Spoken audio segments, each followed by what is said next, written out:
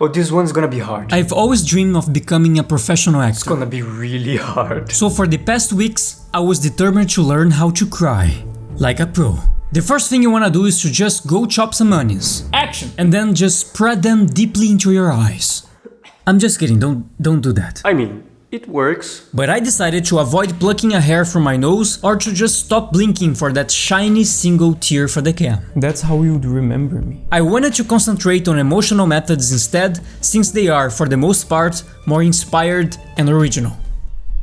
That's the worst part. Inevitably, this made me stumble upon a technique called emotional recall. The idea is to bring a personal memory similar to that of a character. I actually found this amazing video on YouTube by Studio24 that uses this method. You imagine that you're saying your final goodbyes to the person in your life you love the most. Start by saying, "I'm gonna miss you." Then say your own words to them. It's silly, like sometimes you are caught in something important in the present that just... The video promises that you'll cry by the end of it. It becomes unimportant later, when you lose stuff. And I really did. But time is always important. I actually started talking with someone I lost a long time ago and didn't have a chance to say my final goodbyes. Oh my god, I really did it. I am really crying.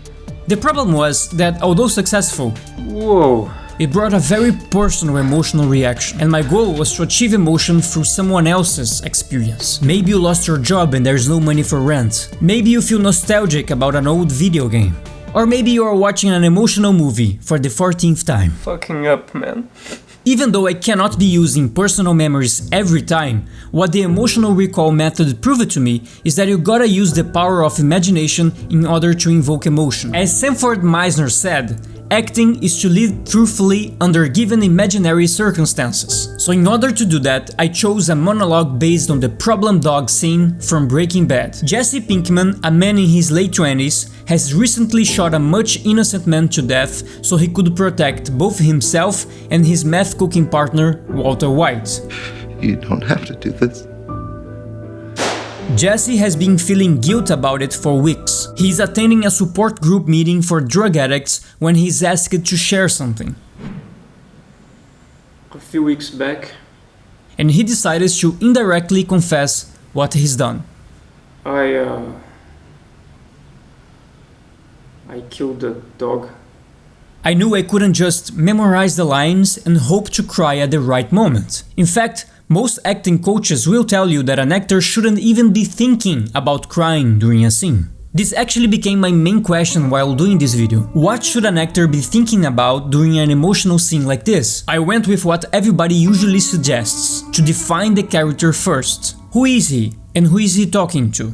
What the character wants, what is happening in the scene, and what happened before it. Some people actually call this the interrogation method, in which you ask yourself as the character everything that there is to know about him or her. You can do this either by yourself or with someone else, like a director. Either way, you're establishing motives and a background to a human being by, again, using your imagination. You're nothing to me but customers.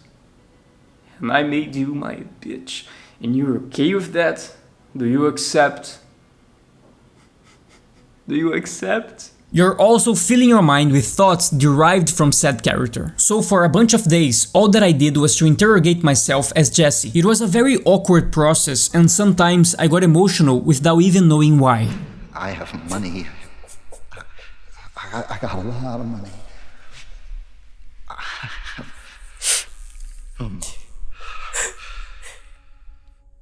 He didn't know why. And sometimes I would lose these moments just because I became aware of them once they came. He didn't know why, just like a dog. Just like an animal, an innocent animal. You don't have to do this. And you were telling me to accept that. There's no going back now. I could get emotional while talking to myself about the scene, but couldn't while doing the scene. It took me a while to understand why, but the problem was that I was by myself playing other characters' lines inside my head. And if I learned anything from this whole experience, is that emotion is all about reacting to stuff that is outside of you. So I decided to change the character and the scene. One that wouldn't depend on a whole group of people in a meeting, but just on one other person. So instead of Jesse's, I would be doing Walter White's speech when he's telling his wife why he chooses not to go through chemotherapy for his lung cancer treatment. I did the same process as before. All I have left is how I choose to approach this. Walter has a lot of pride. He also doesn't want to die. Don't you want to see your kids grow up?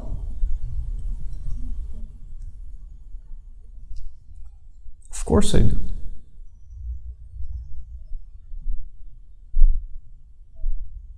Skylar, you read the statistics.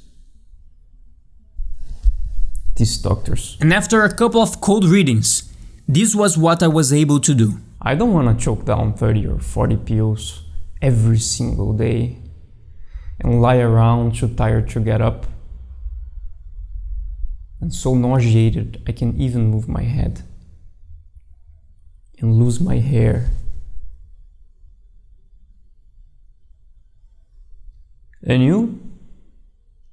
Cleaning up after me? Me, some dead man, some artificially alive, just marking time. No. No. And that's how you would remember me.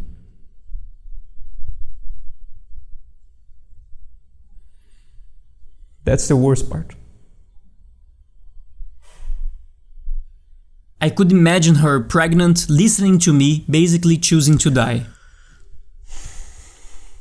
So that's my thought process, Skylar. I'm sorry, I choose not to do it. But as most people do when they cry in real life, I also tried to hold back the crying as much as I could. And with that, I think I experienced something larger than being an spectator of emotion, and became, just for a moment, a source of it. Up never fails, man. I learn new and different skills in this channel, so subscribe and leave a like for more. All the references used in this video are in the description below. Bye bye!